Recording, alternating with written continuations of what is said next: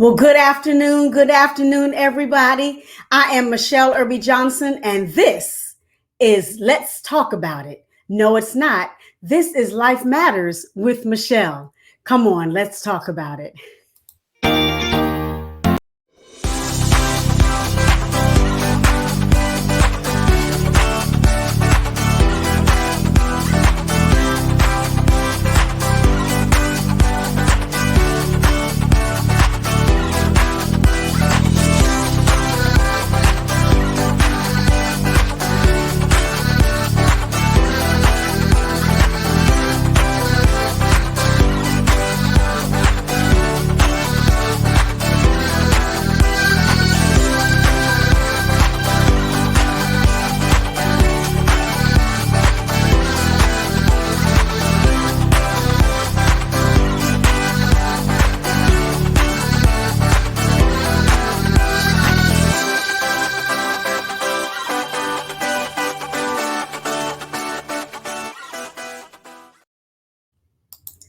Well, good afternoon, everybody. Good afternoon, everybody.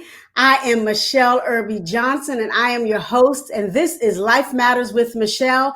You know, this is the platform where we talk about what matters to you, particularly in our African American community. That is not to say that we don't like other communities, but we have some things that we like to talk about that are just for us, because there are things that we contend with that other people may not feel are struggles. So I like to focus on the African American community so that we can talk about what matters to us. And so I want to remind you, as a viewer or a listener, if you have a question, feel free to drop it in the chat so that I can field it to our very special guest today, and she can assist us in answering some of your very important questions. Today, we are talking with none other than Miss Lisa Crawford. She calls herself the hospitality maven. Yes. Say hello to the people, my dear. Hello, everybody. I'm glad to be here with you. Yes, ma'am. Yes, ma'am. So we're going to introduce her real quick, and then we're going to jump right into our show. Lisa J. Crawford is the CEO of LJC Motivations, through which she has impacted souls around the world with her messages of hope, comfort, and inspiration. She holds over 20 years of experience in the hospitality industry, and she is known as LJ Hospitality Maven because of her passion for leaders being mindful of their actions towards employees. We have to bring you back for a different show for that one. Miss Crawford is a motivational speaker, self-love after trauma coach, and international best-selling author. She holds a business degree in organizational management from Bethel University. Her writings are aimed at encouraging women and freeing them from the silent screams they hold within. My God, that's a whole nother show. We're gonna bring you back for that one too. With firsthand experience of trauma emerging from abuse, Lisa wields her life story as a tool to strengthen the broken. Once again, ladies and gentlemen, this is Life Matters with Michele, and today we are talking to my very, very special and precious gift, Miss Lisa Crawford. Yes. And today we are talking about, get ready, y'all, lean in, conflict resolution. Talk to me, don't yell at me. I have to lean back on that one because learning how to talk to each other is a whole nother ball game. My goodness, my goodness. Miss Lisa. I always like to start off with a working definition, if you will, because sometimes people have definitions that mean one thing to them, and to others it means something else. So when we talk about conflict, give us a very simplistic, very rudimentary or elementary level definition of what conflict is. We know what it means in organizations because, you know, I have a degree with organizational management and leadership too. So what does that look like from the perspective of just the regular everyday person? What is conflict? Conflict comes from a lack of communication. That's as simple as it can get. It's a lack of communication. Because if we don't understand each other, we're going to be disagreeing with each other. Even though we're talking about the same thing. And that's the sad part about it, is because communication is such a key component to relationship. Right.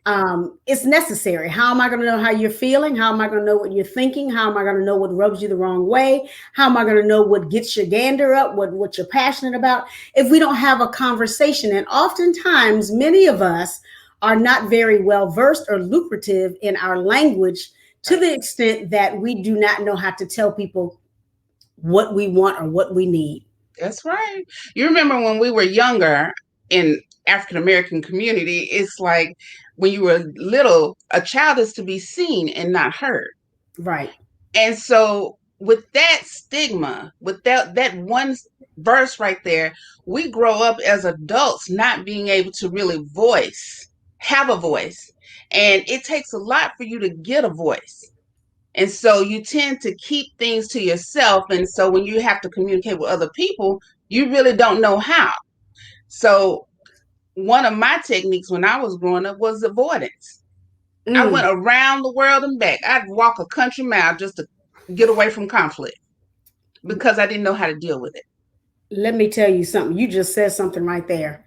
Because when you consider, and this is not to bash men, in any way particular, but men often are not communicators because they've been taught to avoid, they've been taught not to share their feelings, they've been taught to man up, they've been taught to rise up, all of these different things. And I remember that same statement, children ought to be seen and not heard. We could be in the room with the adults talking, but we better not voice our opinion. You better We not. better not you better not lend anything to the conversation. Anybody talking to you? That was the kind of, backlash that you would get.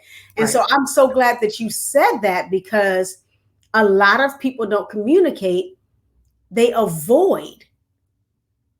And why? I mean, even though I knew that, it was like almost an aha moment, because now I'm thinking about the different people that I speak to and why they go around Robert's barn instead of just getting to the point, because they've never learned what communication was. They were always being told to shut up, be quiet. Stay in a child's place. Stay that one right there. Stay in a child's place.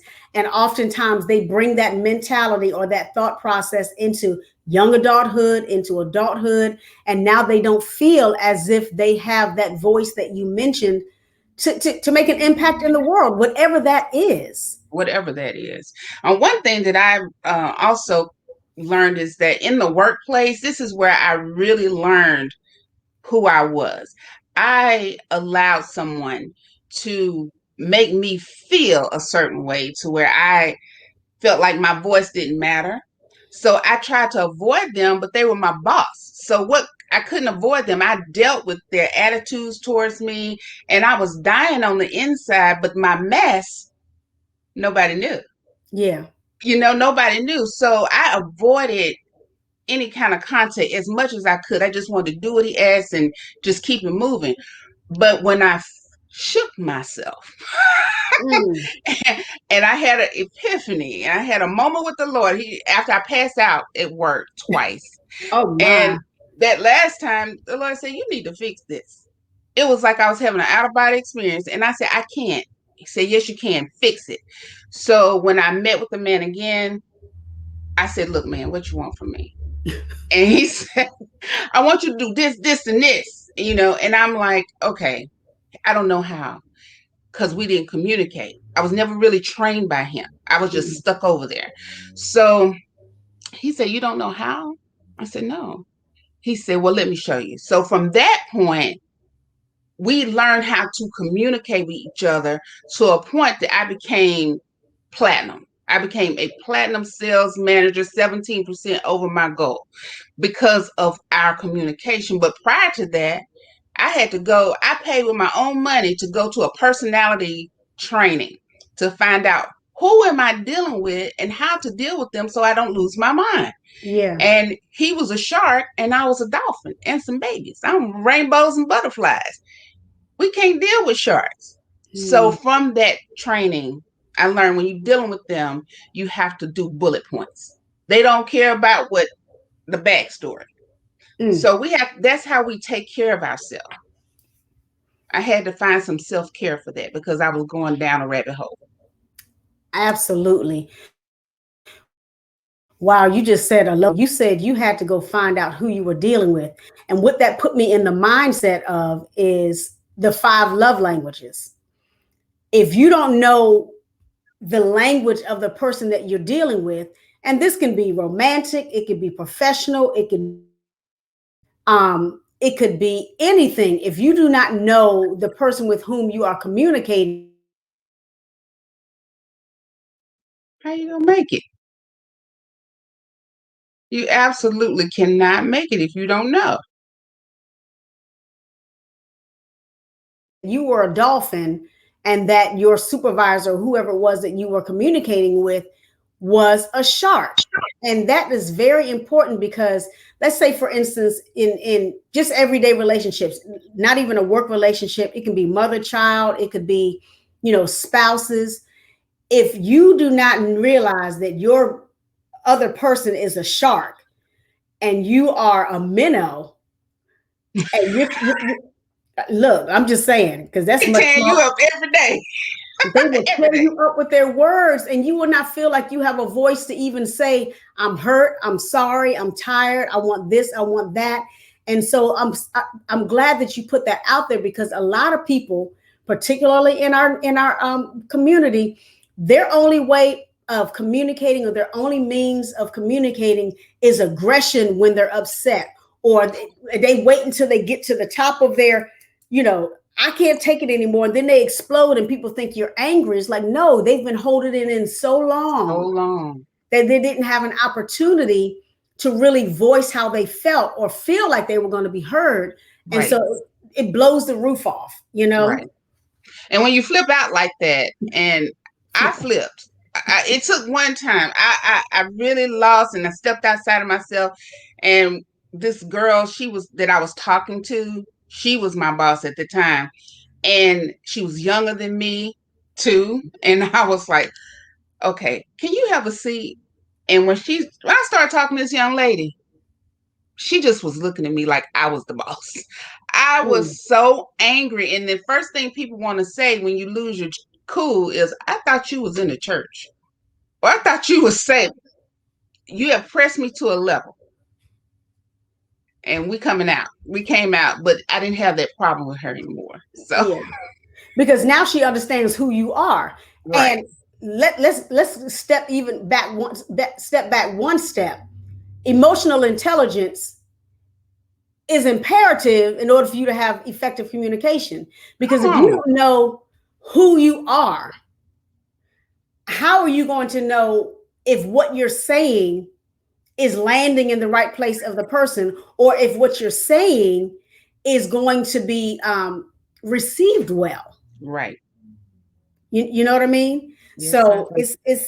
it's whew, this is some good stuff. Let me see. Let me see. So we said that when we were children, we were told to be seen and not to be heard, stay in a child's place. Some of us have carried that same spirit, and that's what I'm going to call it. We Right. carried that same spirit into our adulthood. So how do we learn to reverse that? Are there any techniques or strategies for reversing, you know, losing your voice and not feeling like it's important? Well, you have to have a talk with yourself and be around people that encourage you and somebody that you trust. That's the thing. Somebody that you know, like, and trust. Just like you buy from those people, you got to have those people in your corner, in your circle, because that's how you grow. You know, and also another thing that I've learned too, as far as reversing this, is people will treat you the way you allow them to treat you. Mm-hmm. And so if I continue to be miserable because I don't want to use my voice to tell somebody, hey, that's no, then they're going to continue treating me the way they have been. And I'm going to continue to be miserable. But I deserve to be happy. And it takes us a long time to understand that we're here to be happy, productive, and impactful. We're Yeah. not here to be miserable. Mm.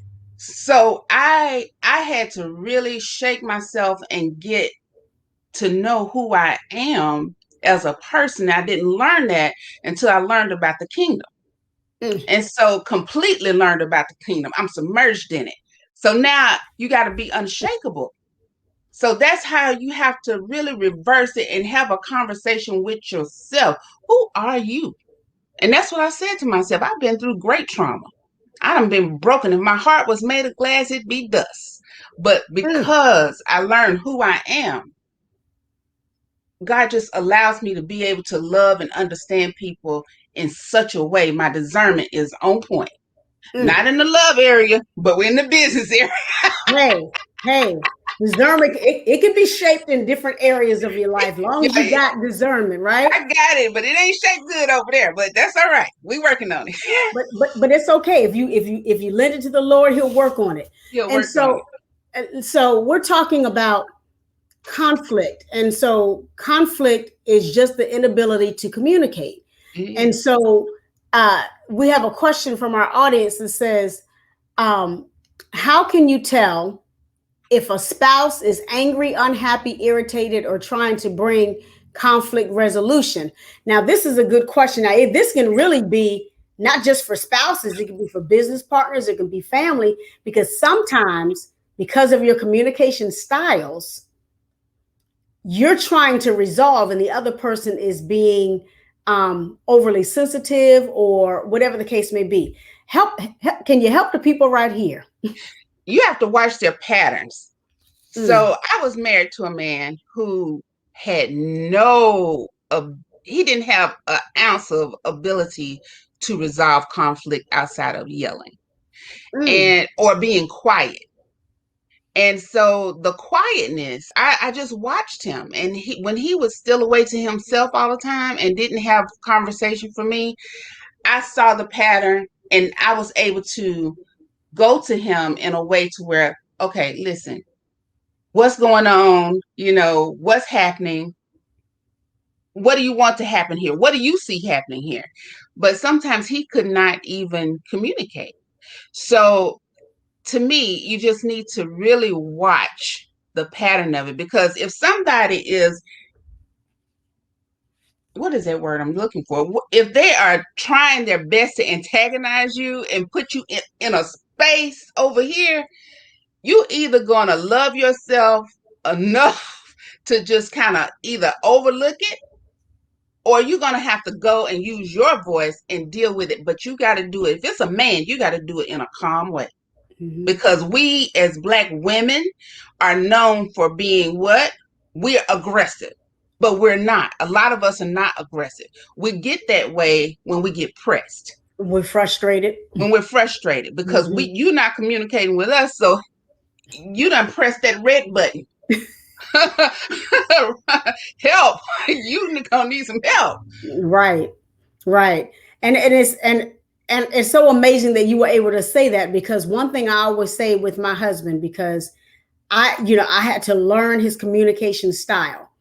And so, and I think I'm like this with everybody, because I've learned to start watching people, how they respond to other people, how they react to other people, because there's a difference between a response and a reaction. And Right. so I watch them. And so my approach is always going to be, how is this going to land in their spirit? How is it going to land in their lap? How is it going to land in them in order for me to get what I'm trying to get out of them? And I don't mean this in a manipulative way, but if it's work related, how can I get productivity out of them? If it's Right. ministry related, how can I get them to get on board? How can I get the buy-in? And so it is imperative that we understand the patterns. And I'm so glad you said that, because oftentimes we're so focused on, I got to get them to hear what I'm saying, and then we get frustrated. Like you said, the top comes off, the wig Right. comes off, the earrings get to flying, and cups and phones and things, oh my. And so we have to be more attentive to the people that we're speaking with. And again, it goes back to knowing who you are. That's emotional intelligence, so that Right. you'll know how to communicate when where your triggers are. And then you'll know how to not let those triggers become, the firing range for people on the other side of your words. And so, God, there's some good stuff. Ooh, I'm gonna have you come back and do that. But one of the questions from our audience says, how do you handle unresolved conflict and confrontation as adults? So I have one of those. going on right now. And you know, first you got to let it be known. You have to speak it. I honestly, this is so good. I'm so thankful that this person asked this question because I'm gonna have to do something about it today. Put me in check. So, um, the person doesn't realize how. I don't want to call it a grudge, but I don't think they really realize why I don't communicate with them. When I Mm, say I shut them off, I shut them off, mm, and it's a relative, and so I need to fix that yeah. because if I used to tell my son when he go out the door, he was a teenager. I say, "Stay R&R, rapture ready." That's what I used to tell him when he went out the door. I don't want that sky to bust, and I Hmm. have this in my soul. Right. So as an adult, we have to be adults. What that means, and we have to have the characteristics of Christ. And Yeah. so that's how I am going to handle this situation. I don't want it to be a burden to me. And if something is a burden to us, we must address it because right now, stress, mental health, all of that stuff is taking people straight up out of here. Yeah. Yeah. So it's all about, in order to deal with that, you got to look at it as self love and self care Yeah. because they live in their life, they don't have a clue. Hmm. Hmm. And and that is almost married to unforgiveness, It because is. we want God to forgive us, but we're walking around with unforgiveness, bitterness, dissension in the body, whether it be the church body, family body, marital body, whatever. And like you said, I'm not missing God because I didn't have the intelligent conversation with you. Now, Right. how we approach it may be challenging, but if we both come in the room saying, you know what, we have to talk.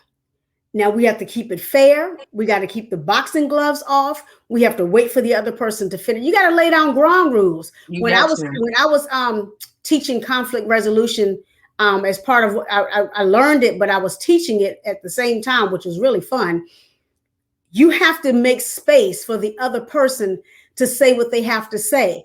If you are not a good listener, you're not going to resolve conflict. You cannot be talking when somebody's trying to share their part and you say, but you're not listening to me. You know how we do. You're never going to get what you need. No. Always trying to prepare what you're going to say while the other person is talking.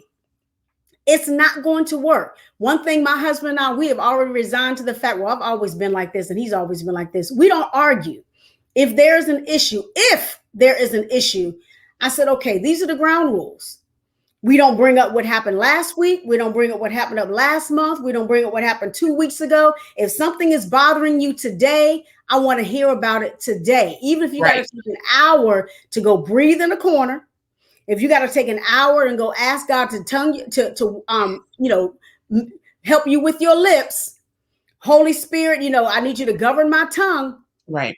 But we're going to talk about it today because one thing that the enemy loves in marriage and business and relationships is for you to put a wedge, a chasm in the midst of your relationship, mainly through miscommunication, misunderstanding, not knowing what to say because you're afraid of how they're going to react. You can't be afraid. People are human. They're going to respond. They're going to react. How do you handle it? You take a step back, you breathe and say, you know what you said to me didn't feel good, but I'm listening. I'm listening. I'm listening. But we don't listen. We're so busy trying to retaliate with our words, and then we turn it into whatever. It morphs into this foolishness for 2 weeks, 3 weeks, and God is not pleased with that. Don't bust hell wide open because you don't want to say how you feel. That's right. But it's And all in how you say it. that's right. That's the thing. How we say it. You can tell me anything. Talk to me. But the tone of voice you use with me, that's what that leader now, that's the problem that we had. Because his tone of voice, how he talked to me was so belittling. And Yeah. I said, I'm a smart girl. I love people. Why is somebody treating me like, why am I allowing this? But what he was saying to me after we got together, I could hear it better because of his tone. Yeah. Tone Yeah. is everything. You can tell Listen. me anything, but if you yelling at me, baby, that's not going to go over well. Mm-mm. That goes back to what I just said. When I'm talking to someone, when I'm talking to my husband, or I'm talking with my son, or my son may be in one of his anxiety moments or whatever, I can't come at him with, "I need you to just calm down." Da, da, da, da. I give him a minute and I say, "I need you to just breathe. Just breathe so you can hear what I'm saying." He's like, "But mom," I said, "Just breathe so you can hear what I'm saying." Even if I have to say it 4 times until he says, "Okay, I'm listening." You Right. have to provide space for the person to be who they are in that moment. Then we all can step to the next level or the next stage and say what we need to say. That's You right. got to provide space. And that tone is so, when I was an abused wife 25 years ago, it took me years to understand tone, because any man that had a decibel above 2, I was like, is he yelling at me? Is he fussing at me? I was hypersensitive to tone. And even sometimes I'm still a little sensitive to it, but my husband, he checks it. And it's not that he's yelling at me. He may be saying something. He's just trying to get something done. And I'm like, he's like, "Oh, I didn't mean it like that. Right. I'm just focused." I said, "Okay." He knows when to self-correct. I Right. know when to self-correct. And I think many adults don't know how to self-correct so that conflict resolution can come about. That's right. And knowing your triggers too Mm, during the conflict. I have come been on. through 3 assaults, and I went through so much as a little girl, trying to just survive different things. My family was wonderful. It was just when I stepped outside my home is when my trouble came. So, but I learned that I had so many triggers, sense, sound. I mean, I'm just like turning around looking. I'm like, are you talking to me? And who are you talking to? Yeah. So it's, I guess that's probably why I'm by myself right now, because I am trying to still learn You. me. Hmm. And I want to make sure that when I present myself to somebody, or somebody approaches me, I give my best. I'm like this all the time. I like to smile, I like to laugh, but I'm also very, very aware of my error. I take accountability for my own faults. Yeah. So I try to maintain an adult behavior with myself Yeah. and not hide behind, "Oh, I'm a victim, I'm a survivor, this happened, that I don't want to do that, Yeah. because somebody out there needs to know that we can't hide behind what's happened to us. That's right. That's right. We That's can't right. use that as a barrier for us moving forward, Or crutch. or a crutch. That's the word I'm using. We can't do that. So the conflict, first we have to soothe the conflict within ourselves. And I was full of conflict within myself because I didn't have a voice. One of Yeah. my books Yeah. is called Silent Screams, because I was screaming on the inside and smiling on the outside. That's no way to live. That's the truth right there. Someone made a comment, and I have to go back and find it, but there was something about bringing stuff into new relationships. And again, it doesn't have to be just marital. It can be professional. It Right. could be, ministry related.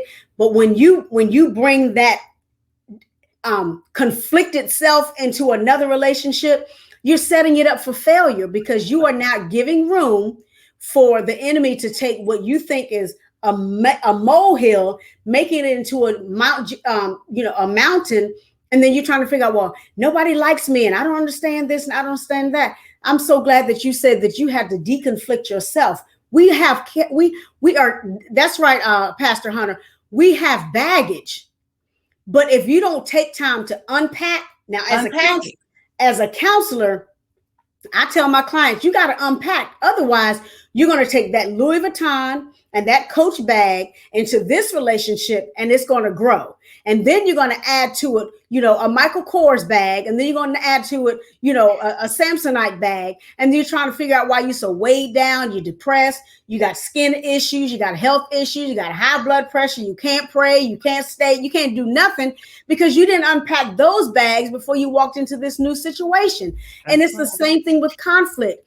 if we don't deconflict within ourselves, like you said, if you don't recognize what your own triggers are before you get involved or link yourself with somebody else, again, it could be linked to a ministry. You go into a ministry and you're still conflicted. You are going to take that same spirit of conflict. That's right. Into the body of Christ, and then nobody's going to work with you. Nobody's going to want to usher with you. Nobody's going to want to pray with you. Nobody's going to want to serve with you. And then they're going to turn around and say, "Well, God, these people, they don't understand me. I'm going to start my own work," and it's going to fall, crash, and burn because you didn't deal with the conflict within you, and you brought that foolishness, that spirit, that Jezebelism into another arena. I told you I didn't get a chance to preach this morning. I got to wait till later. That's all right. That's so all now right. It's all on me. But the point of the matter is, if we don't deconflict us, it's going to adversely affect anybody we connect to, whether it be relationally, romantically, professionally, spiritually. It's going to crash everything that we do. That's right. That is so true. That is so true. My experience with that leader that I had, and a lot of my things go back to work because that's what I do. I like working. So, but once he and I came together and I learned how to deal with certain people, I began to praise him, even in the midst of our conflict. If he did something good, I was like, you know what? You did that meeting great today, because I knew that he wasn't getting that from above. Leadership, everything rises and falls on leadership. So if you're a bad leader and you don't know how to communicate, that means the person above you is not communicating with you. So somebody's got to be merciful and go and give you some props so you can feel good. So maybe you'll act right towards me. You know what I mean? Come on now. Maybe you could act right toward everybody else if somebody just gave you the praise that's due. So I learned a lot from him, and I took it on with me. I travel doing hospitality work, task force, and the very things that he taught me, hey, I rocked out my job. I rock it out because I use those things that he taught me, and I make them work. So I don't have any animosity towards anything about what happened in the past. But when you talk about taking lemons and making lemonade, strong lemonade, I took all of that bad stuff and turned it to a whole program. I got a whole program and a class coming out about hospitality management. Hello. Come on. You know, it's that's good stuff. And I think it's imperative, and it's vital that we take the experiences that we've had, the good, the bad, the indifferent, and we say, okay, before I ask the question about that person, let me ask the question about me. That's right. We're talking about conflict resolution. Talk to me, don't yell at me. Right. But sometimes, because of how we show up in the conversation, in the relationship, on the job, it puts people on alert. And so when you show up tense, when you show up with a chip on your shoulder, when you show up already not trusting everybody because they out to get me, then that sets the tone for how your relationship either flourishes or it falls. Amen. Right? That's a word.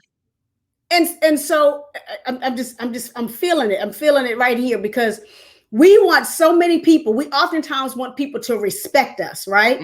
Right. We want people to see who Lisa Crawford is. We want people to see who Pastor Michele Irby Johnson is. We want people to see who, Pastor Doreen Hunter is. We want people to see who we are.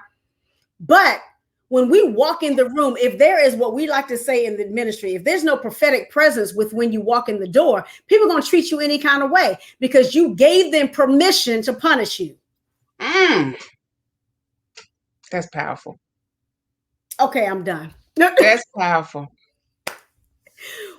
So go ahead, go ahead. Traveling, as much as I traveled with my jobs, I made sure I asked God, I said, let me go and let me be a good service.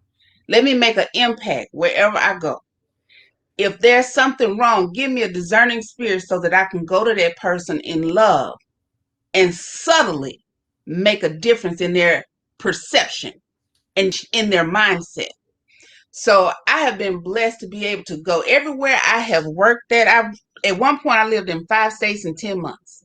Then and then I've been in hospitality, and I did maybe 4 hotels, but the last hotel I was at, I was in a hotel room for a whole year in Baltimore. And those, when I tell you I have created families, I got families everywhere. And I love that the spirit that God put on me to be a connector of people, Yeah. and be able to be a part of something great and help them be great. If they upset, hey, what's going on? What can I do for you? I'm a servant leader. I know my position. Yes. And so I walk in it. I walk in my position because kings bring peace to chaos. And that's what I do. Come on now. You bring that soft pillow that people need to land on. That's right. Because somebody else done threw the hammer. So they need a pillow. Let me tell you something. Let me tell you something. And I'm so glad because it appears that you've been anointed to do this. Everybody's not anointed to resolve conflict. Everybody doesn't have that same empowerment to bring calm and to bring a refreshing to a stale conversation. And I think that is a gift in and of itself. The gift of helps. It may not be in the like the gifts of healing and faith and knowledge and wisdom and all of that, but there are the other ministering gifts or administrative gifts that are paramount to how we help people to get over the hump. I wrote down here, it says, I said, conflict resolution requires personal adjustment. And so with who you are, knowing that you have your own conflict, if somebody comes to you with conflict, how do you help them to, what's the word? Reshape their thoughts, because you deal with people all the time, particularly in the service industry. Some people are just working in that industry because it's the only thing they could get. It's that they didn't have the education, or they didn't, whatever the case may be, for a host of reasons why they're servers or waiters and all of these different things. No bash against them, because thank God for you. Amen. But when you consider those who come in angry because they can't go a step further, or they can't go higher, or they don't have the degrees to go further, how do you help them deconflict their history from their present and their future? Let's get to the root. That's one thing that I start with. What's the root of this problem? Why are you so angry? Why are you so pressed? Let's talk about that. And I'll give them time to talk and make a list. Make a list. I am big on lists. If you are angry about this to where you're your heart rates up and all stuff, write down why you're mad. Be truthful about it. And then we'll come up with some ideas on this side to help you move further and go to the next level. So I had someone at one of my properties that wanted to move into sales, but she said, they won't accept me. They won't accept me. Have you done it? Well, I sell food. Okay. You can't sell those rooms over there. Have you have any training? I just would ask open-ended questions and make them think and say it out loud. Yeah. You got to hear yourself say it. Then sometimes you'll get it if you say it. Yeah. So that is one of my techniques that I use when people, they want to move up or they want to move around, or we can get online. Let's go to Udemy. Let's go to Teachable. Let's see if we can get you a certification so you can have some ideas and see if this is something that you really want to do. Yeah. And if you have the capacity to do it. Right. And you have conflict with another person, what did you do? What's your part in this? Let's talk about that first. Because they're going to treat you the way you allow them to treat you. They're going to treat you the way you showing up. So let's talk about what you do. My daughter used to get so mad at me when she was growing up because that was my first question. What did you do? What's your part in this? And now she's 30 years old. She'll be 30 in November. I heard her ask her daughter or son. She said, "So what did you do exactly?" Mm-hmm. I was Exactly. like, "Because we got to get to the root. Nothing can be if the root is poison. You can't grow. It's Exactly. not gonna grow." It's not. It's not. And I'm so glad that she got that. You know, we oftentimes hear people say some things are taught and some things are caught. She caught that. She And caught that. and I think it's very important that we do have accountability.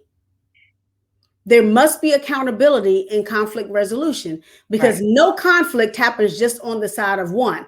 Now, even if the other person is a bulldog and you're a minnow, are you allowing them to continue to be a minnow? That's your part, Right. right? That's right. Or to the bulldog, your part is you're just being doggish. You need to stop being dogmatic with people. So everybody plays a part in conflict, and everybody should play a part in the resolution. And the resolution. Amen. Amen. Amen. We have some little notes in here. It says the unsaid, the untreated, and the unhealed wounds need to be resolved. Pastor Hunter says, you both are ministering real heavy to a much needed conversation. Amen. Amen. Get to the root of the problem. Forgiveness is an attribute to resolving conflict. Absolutely, absolutely. Absolutely. Absolutely.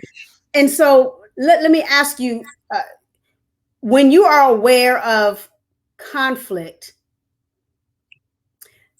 do you help people deal with conflict to the different levels? So how we deal with conflict with our children is a little easier than how we deal with our superiors or those who Right. write our checks or those who are our pastors or who are leadership over us. Some people become timid. They become minnows. That's my word for the day. They Mm-hmm. become minnows. How do you, as a coach in this regard, help them to find their voice no matter the level of the conflict? They need to be authentically them, the person. You have to really, really, when you're dealing with leaderships, especially, okay, I had a pastor once and I asked him, because I was doing praise and worship, Sunday school. Sometimes he called me 11 o'clock at night. You got the floor in the morning for main service, cooking out serving the pastors after church. My whole brain, everything about me was tired. So I asked him, I said, here is, I need to take a sabbatical because I had wanted to go look at another church. And he said, no. So I went into avoidance and I still just did not show up. I called and told them, I can't do it. Then the pastor that I'm with now, he said, you cannot be under two different tutelages. Mm-mm. You can't do that. You're going to kill yourself, split yourself in. And he said, I'm not going to ask you to do anything over there but learn. So I had to deal with that. I needed help. So he helped me see this is not going to work. So I resigned from that position. He did not accept it, but I resigned from that position. So I had to really, really deal with that very calmly, first of all. And I was very proud of myself. And from that experience, I learned how to deal with conflict, with leadership. And it's best to be calm, state your purpose. Like you said, give them space to talk.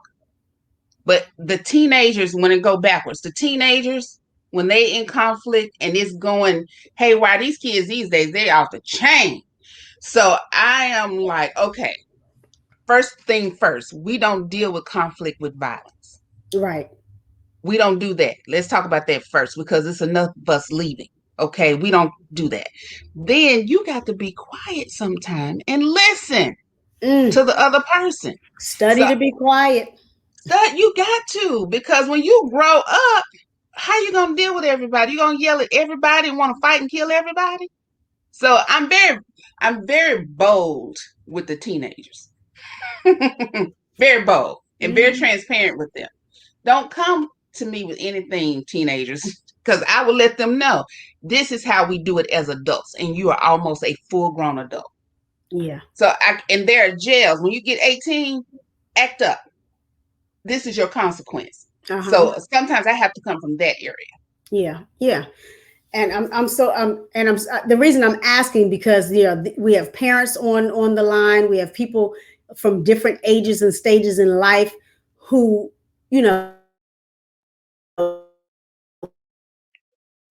they may be in their 20s and they are a shark. So I think it's imperative that we, like you said, educate, teach them, put it in their face, in a way that they can receive it, that they understand the consequences of how they resolve conflict. Because, Yes. I've had to help my son, when he was growing up, everything was like, I said, you're never going to get what you want. And people are never going to respect you or honor you if you think everything has to come to the point that you have to scream. Right. And so he finally got it. Now Yeah. there are some moments, even now, he'll be 28 next month, and I say, are you talking to me or is there somebody else in the room with you? He said, I'm talking to you. I said, no, you're not. I said, so I'm gonna hang up and you can call me back when you're ready to talk to me. I'll hang up in a minute. I got a hang up ministry. Let me tell you. I was like, okay, bye. Did you hang up on me? I said, no, I said bye first. I did. Hang up so when you don't say anything. But if I say, okay, I'm getting off the phone, click, I warned you, I'll let you know I'm getting off. Okay. But anyway, ladies and gentlemen, once again, we are talking to Miss Lisa Crawford. She is the hospitality maven. And today we are talking about conflict resolution. Talk to me, don't yell at me. And we're just talking about how important it is to know how to communicate with one another, particularly in our community, because oftentimes we've been told, be seen and not heard, stay in a child's place, shut up, whatever the case may be. And many of us have grown up with that stigma in our minds, wherein we don't know how to communicate effectively. So let me ask you this: communication style, right? So we talked a little bit about it earlier, about the shark and the minnow and all of these different things. How important is it for us as adults to understand, just like a love language, our communication styles? It's very important, because if you are a person that feels the pains of people, if you're a feeling person, and then you run up on someone who is a bullet point person or a numbers person, you got to figure out how to deal with them. I'm not a numbers person. I'm definitely not a bullet point. I got a story for everything. I didn't go through all this stuff to keep it to myself. I know But that's right. but if you're dealing with a different type of personality and you have to be with them, you got to learn. Take it upon yourself to self-educate. Yeah, Take a class, take a course. They out there. you gotta learn them, because If you want it's to be difficult. happy, If you want to be heard. if you want to be heard, and you want to deal, be able to not dread what you're doing. So you got to be able to know how to communicate with them properly so that you are not dreadful every time you go to work or when you come home. Mm. That was sometimes I didn't even want to see my husband because I didn't know what mood my ex-husband, let me say that. I didn't know what mood he was in. Mm. So it was hard for me. And I was young, I was 22 years old. It was very difficult for me. And I'd like to add this to that whole thing, that conflict resolution is an intentional thing. You have to be intentional. Avoidance doesn't work. Nope. Intentionality has to be the order of the day, because walking around on eggshells, being afraid to go home, being afraid to show up on the job. When I wake up, my intention is to please God in Amen. every area of my life. So that means if I have to resolve something with you, I'm going to do that. If that means I have to fix this, I have to do that, because I don't want to lay my head down that night and not hear God say, well done. Right. I know most of us are waiting for him to say it on the other side of glory, but I want to hear him say it today. Every day, do I believe that God is pleased with how I've acted today, how I've loved today, how I've treated people today? And so with intentionality, I've got to learn how to resolve conflict, even if it's not my conflict, but somebody has pulled me in, invited me in to their conflict foolishness. I still have to be able to be that person who resolves with grace. That yes, that's right. Whew. We got to bring peace to the chaos. And I You, love that word intentional. That is my word. I want to live intentionally. My intention is to make an impact. My intention is to let people know that they are loved and that they can make it no matter what you've been through. I've been there, so you can make it too. absolutely, absolutely. Ladies and gentlemen, we have been talking with Lisa Crawford. She calls herself the hospitality maven. If you would like to reach out to her, her website is www.lisajcrawford.com. Her email is ljthespeaker@gmail.com. You can also find her on Facebook at LJC Motivations or on LinkedIn at Lisa J. Crawford. She also has, this is one of her books that she has out. It's called The Adventures of Online Dating with Lolo. You can purchase it on Amazon at $14.25 or get the Kindle for $1.99. By way of announcements for me, you can certainly continue to purchase my book, my latest book, which is In Recovery, Rising from the Ruins. It's $15. You can email me at Michele, that's Michele at IAM-MIJ.com to get the link to purchase the book. Now, I also have a book coming out that is going to be released on Labor Day, and that is called Boots and Beyond for military folk, whether you are active duty, retired, guard, it doesn't matter the branch of service. Even if you are a military spouse and you want to tell your story, reach out to me because we are collecting stories now. And you can be a part of this book, this anthology called Boots and Beyond. Military spouses, they serve with their spouses. So just because you're not wearing the uniform, you absolutely serve, because when they go away, you go away. When they come home, you come home. All of those different things. And my next book that's going to be coming out in December. Yes, y'all, I'm a literary nut. I love to write and I love books. So my next book coming out, actually, this is not a co-author meeting. That meeting was held. My next book that is coming out is My Bald is Beautiful. I Am Not My Hair. This is for all of my bald, beautiful, bold queens out there who would like to tell your story about hair loss, whether it was alopecia. Yesterday was International Alopecia Day. So whoop, whoop to my blue-hearted ladies. So if you've lost your hair, whether it's alopecia, whether it's medications, whether it's chemo, whatever the case may be, I am accepting co-authors now for a book release in December. And it's called My Bald is Beautiful. I Am Not My Hair. And for those of you who are watching, or those of you just tuning in or coming in late, you can catch the replay on my YouTube channel, which is Life Matters with Michele TV Official. Don't forget to subscribe. That way you can get all of the information or all of the shows, past shows, coming shows. Again, that is YouTube, Life Matters with Michele TV Official. You can also listen every Friday at 4:00 p.m. on sensationalsoundsradio.net. I tell you, I'm all over the place, right?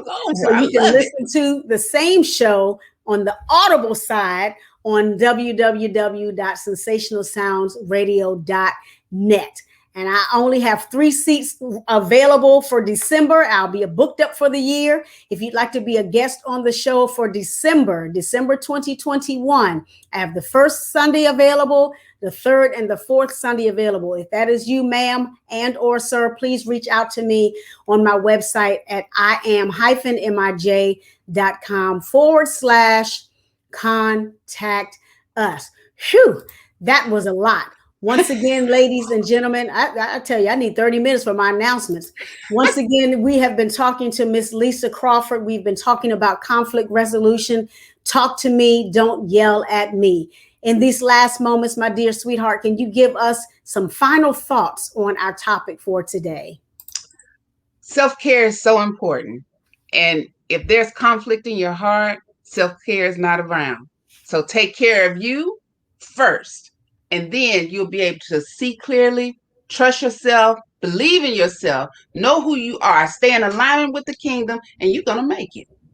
Well, that was, hey, let me tell you, she said that real quick. Some people take the whole 5 minutes, but well, amen. Well, thank you once again, my dear sister, for coming on with. We're going to have to get together, and there's some other nuggets I would like for us to talk about on a separate show. Yes, Yes, ma'am. ma'am. But thank you once again, beautiful, for coming on and for sharing your time, your space, your knowledge, your wisdom with our viewers and our listeners. Thank you for talking today about conflict resolution. Don't yell at me. Talk to me. Ladies and gentlemen, this has been Life Matters with Michele. I am your host. And this is the platform where we talk about what matters to you, you, and you. Well, that is the end of our show. And we hope to see you again on our Thank you. next installment of Life Matters with Michele. Be blessed, and we'll talk again soon. Bye bye. Bye bye.